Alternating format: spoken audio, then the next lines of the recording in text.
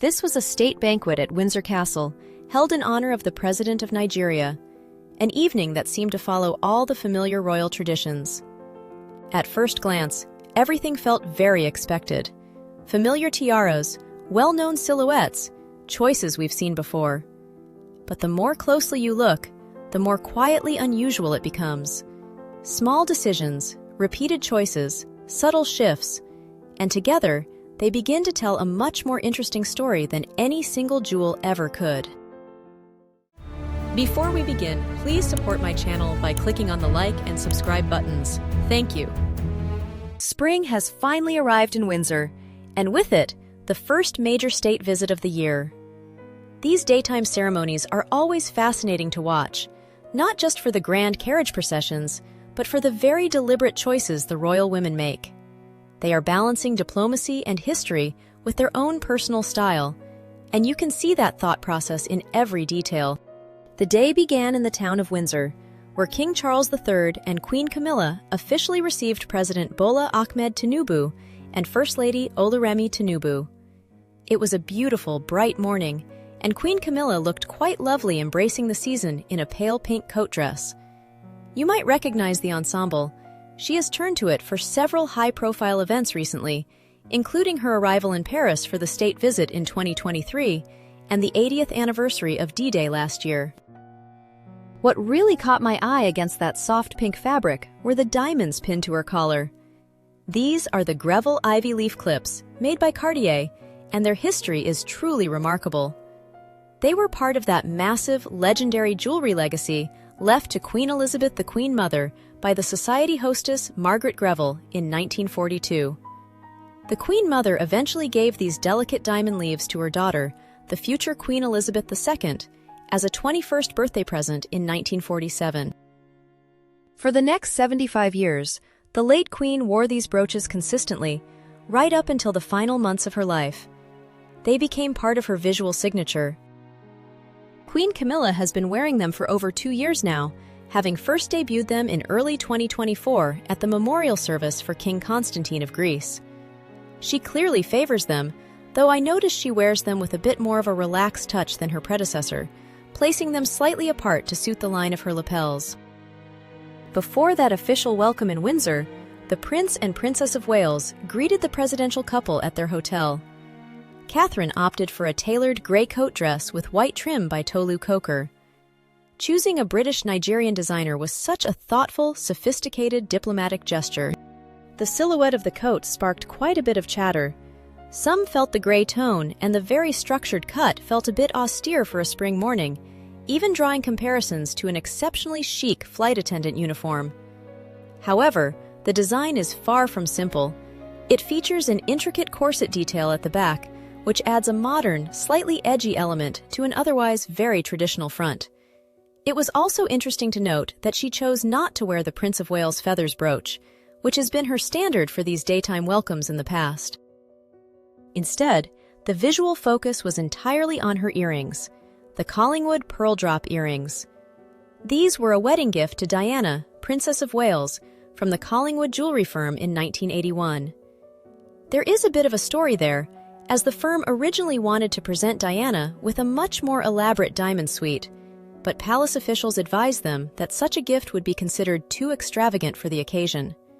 The diamond and pearl drops were the compromise, and they became one of Diana's most treasured and frequently worn pieces. Seeing Catherine in these specific pearls during the day felt like a very deliberate hint. Given their history and how often she has paired them with a particular tiara, I felt certain I knew exactly what she would be wearing for the banquet that evening. As we will see, I was right about the tiara, but her choice of evening earrings would turn out to be a complete surprise. Following the ceremonial welcome, the focus moved inside the castle for a private lunch and a visit to the Green Drawing Room. There, the King and Queen shared a specially curated exhibition of items from the royal collection relating to Nigeria, a quiet chance to reflect on their shared history in a more intimate setting. But as the sun began to set over the battlements of Windsor, the atmosphere shifted. For those of us who follow the royal jewelry, a state banquet remains the ultimate stage, the moment we wait for with a very particular kind of restless anticipation. There is always something quite special about St. George's Hall just before a banquet begins. For the Nigerian state visit, the long table was lined with spring flowers and gold accents, setting a rather thoughtful, quiet mood for an evening that was historically unique in more ways than one. It has actually been 37 years since the last Nigerian state visit to Britain. The last time was all the way back in 1989, so there was already a sense of a significant diplomatic milestone in the air.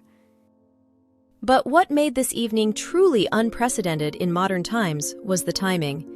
For the first time in nearly a century, the British monarch was hosting a Muslim head of state during the holy month of Ramadan. The palace made careful, respectful adaptations for President Bola Ahmed Tinubu and First Lady Oluremi Tinubu, setting aside a dedicated prayer room and serving a meat-free iftar menu featuring quail egg tartlets and a chilled blackcurrant soufflé. You actually have to look all the way back to 1928, when King George V welcomed the King of Afghanistan to find a comparable iftar banquet at Windsor Castle. Stepping into the historic setting of St. George's Hall, Queen Camilla wore a cream-embroidered gown by Fiona Clare, providing a subtle backdrop for some of the most storied jewels in the royal collection. Anchoring her look was the deep blue sash and diamond star of the Order of the Garter, worn alongside the yellow ribbon of the King Charles III family order. You probably recognized her headpiece immediately. The Belgian sapphire tiara has become one of her absolute go-to choices for evening receptions. Its history, of course, is full of sharp turns. It began its life in the 19th century not as a tiara, but as a necklace belonging to Princess Louise of Belgium. Following a life marked by a scandalous affair, time in an asylum, and severe debts, Louise was forced to part with her maternal jewels. The sapphire necklace, with its distinctive large square-cut stones, circulated privately for decades until Queen Elizabeth II purchased it in 1963. The late Queen already owned the spectacular sapphire necklace and earrings given to her by her father, King George VI, but she lacked a coordinating tiara to complete the set. By having this antique Belgian necklace set permanently onto a tiara frame, she created what we call a married parure, pieces from different sources brought together to look as though they were always meant to be a set. But if you drop your gaze just slightly from those massive royal sapphires, things get really interesting. Instead of wearing the historic necklace from that George VI suite, Queen Camilla opted for a deeply personal piece, a Van Cleef & Arpels diamond serpent necklace dotted with delicate ruby eyes. This is a family heirloom she inherited from her grandmother, Sonia Keppel-Cubitt. The history here is fascinating. Sonia's mother was Alice Keppel, the well-known mistress of King Edward VII, who was, of course, the current king's great-great-grandfather. It's a piece that carries the weight of a very different kind of royal history. In the Victorian and Edwardian eras, the serpent was a traditional jewelry motif representing unbroken, everlasting love. Personally, I find it quite lovely how she weaves her private family history into her official royal uniform in this way. It is certainly a bold styling choice to pair a slightly edgy, highly personal diamond snake with the formal, geometric weight of the crown's sapphires. I can see, of course, how it might feel like a bit of a clash to some, as if the two styles were almost incompatible, but it gives the look such a genuine, human touch. She scattered a few other fascinating historic details across her ensemble, waiting to be noticed by anyone looking closely. On her left wrist, she stacked two of the Cartier diamond bracelets that belonged to the Queen Mother. These were part of a set of 5 Art Deco bracelets, set with rubies, emeralds, sapphires, and diamonds, that were individually gifted to the Queen Mother by George VI for birthdays and Christmases between 1923 and 1925. In her early years as a royal, the Queen Mother loved stacking them all on one arm to add a touch of modern, carefree elegance to her formal gowns. It's quite a versatile set, as 3 of those 5 bracelets can actually be fitted onto a special frame to be worn as a sleek bandeau-style tiara. The Queen Mother was quite fond of that modern look in her early years. She famously wore the bracelets as a tiara to a ballet at Covent Garden in 1933. But interestingly, Since she retired the bandeau in the late 1930s, no one else has chosen to use them that way. There is another hidden gem that requires a view from behind to fully appreciate. If you look closely at the back of the Queen's gown, right where the deep blue sash of the Order of the Garter rests against the fabric, you can spot a slender, sparkling line holding the ribbon firmly in place. This is Queen Victoria's diamond bar brooch. Queen Victoria commissioned the jewelers Rundell Bridge & Co. to create this specific piece in 1838 for the exact purpose of securing her garter ribband. Queen Camilla, much like the Queen Mother before her, frequently wears it tucked away at the back of the shoulder. It remains almost entirely hidden from front-facing cameras, quietly performing the precise utilitarian task it was built for nearly 2 centuries ago. Do you ever find yourself scanning the edges of these event photos to catch tiny, practical details like this? I always find it rather endearing when a nearly 200-year-old piece of jewelry is still just quietly doing its original job. The most significant jewelry revelation of the evening, however, was resting right in plain sight. Queen Camilla wore the sapphire and diamond fringe earrings from the King George VI Sapphire Suite. These mid-19th century earrings were a highly sentimental wedding present to Queen Elizabeth II from her father in 1947. The late Queen cherished them, famously waiting for her newly pierced ears to heal fully in the summer of 1951 before she could support their heavy antique weight. But here's the catch. Queen Camilla's ears are not pierced. Previously, when wearing the Belgian sapphire tiara, she would bypass these historic earrings entirely and wear sapphire clips from her private collection instead. Yet, if you zoom in on the high-quality photographs from the Nigerian banquet, the diamond clusters at the top of these earrings look different. They are slightly larger and structurally altered from how they appeared during the previous reign.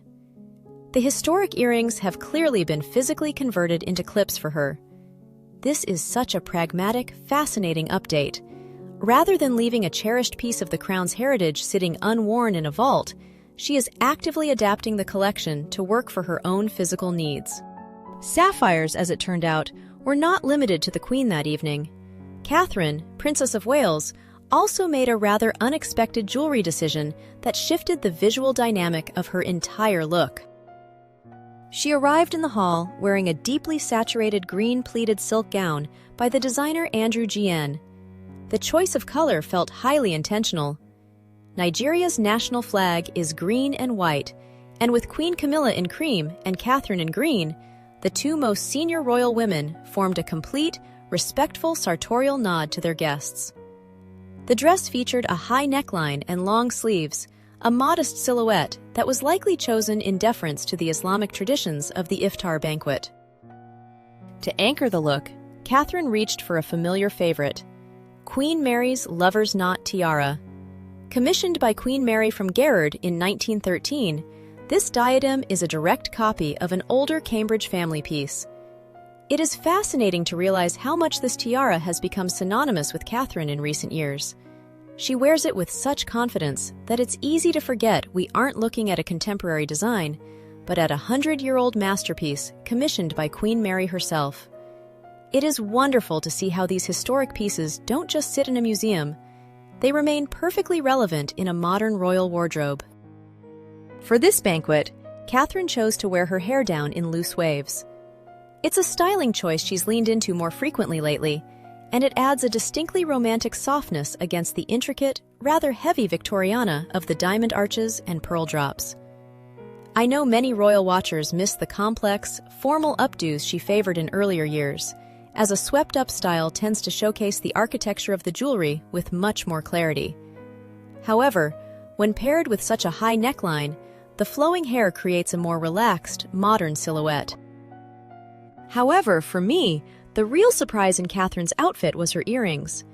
During the daytime welcome ceremony, she wore the Collingwood pearl drop earrings, which felt like a natural, quiet preview for an evening in the lover's knot. With a green dress and a pearl-heavy headpiece, you would typically expect to see pearl drops, or perhaps even a dive into the royal vault for emeralds to complete the look. Instead, she selected the Queen Mother's sapphire and diamond fringe earrings. These are beautiful Art Deco pieces, featuring deep blue faceted sapphires surrounded by diamonds with a delicate fringe suspended below. For me, this was such an unusual and interesting find. While pairing blue sapphires with a green gown and white pearls is a distinct departure from the matchy-matchy tradition, the sapphires actually harmonize beautifully with the dark blue sash of her Royal Victorian order. It's a clever way to tie the jewelry into the formal elements of her uniform. Meanwhile, another royal lady quietly stepped into the room, wearing pieces that have been tucked away for decades. The moment that stayed with me most that evening was a quiet one. It wasn't about the newest designer gown or a flashy debut, but about a shimmering piece of ivory silk that has lived in a royal wardrobe for nearly 60 years. Anne, the Princess Royal, arrived wearing an evening coat she first wore to a film premiere in 1969. Seeing the fabric remain so luminous after 57 years is a remarkable testament to the quality of the original tailoring. Over the decades, she has subtly evolved the piece, altering the simple, rounded neckline of the 60s into a more traditional, pointed collar. There is something so authentic and grounding about seeing a senior royal shop her own archives with such confidence. I was very pleased to see her return to Princess Andrew's meander tiara to complete the look. It is one of the most distinctive pieces in the British collection, yet we haven't seen the Princess Royal wear it in quite a few years.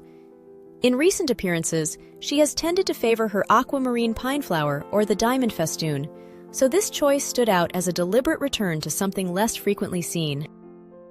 The history of this diamond bandeau is far more personal and mobile than that of the grand state tiaras. It features a classical Greek key, or meander, design, centered on a laurel wreath and framed by two honeysuckle motifs. The piece originally belonged to Prince Philip's mother, Princess Andrew of Greece and Denmark, and is generally dated to the early 20th century, with some sources suggesting a connection to Cartier. Set low and close to the head, the tiara has none of the height of the pieces worn by the Queen or the Princess of Wales. That restraint gives it a very different presence, more understated, but also more closely tied to its original design.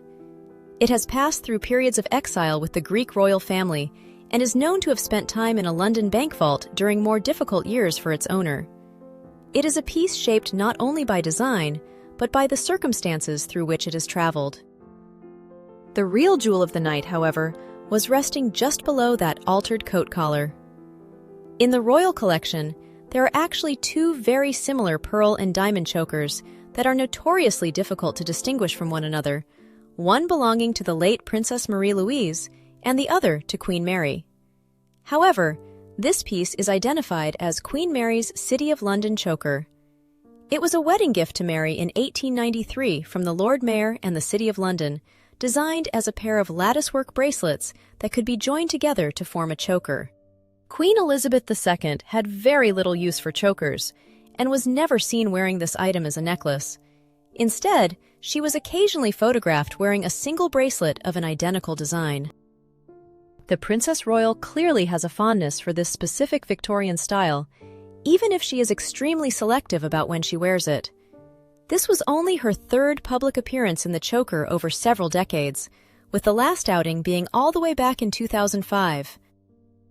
To round out the sparkle, the Princess Royal added her diamond ribbon brooch, which features delicate tassel pendants.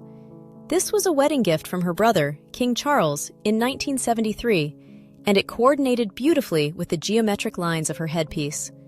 She also wore the diamond festoon earrings that were part of a suite given to her by her parents, Queen Elizabeth II and Prince Philip, for her 18th birthday in 1968. She has often worn these earrings together with her brother's brooch over the years, and they worked perfectly here to tie the entire ivory and diamond ensemble together. But as much as I admired the Princess Royal's masterclass in vintage style, the evening held one more lesson in how to manage a historic collection. The Duchess of Gloucester was about to show us exactly how to handle one of the largest and most varied jewelry boxes in the family with a very clever bit of editing. The deep, light-catching folds of navy blue silk provided a perfect backdrop for what I think was one of the most sophisticated jewelry displays of the night. Birgitta, the Duchess of Gloucester, has long been a favorite of mine for how she manages her substantial jewelry box. She has a particular talent for layering historic pieces in a way that feels entirely intentional rather than simply crowded, and her appearance at the Nigerian banquet was no exception. She arrived wearing the ivy tiara, a beautiful kokoshnik-shaped piece featuring a dense design of diamond scrolls and foliage. This was a wedding gift to Queen Mary in 1893 from the Earl and Countess of Ivy, members of the famous Guinness family. Unlike many of Queen Mary's other wedding gifts, this tiara was never redesigned or dismantled, and it eventually passed to Birgitta through her mother-in-law, Princess Alice.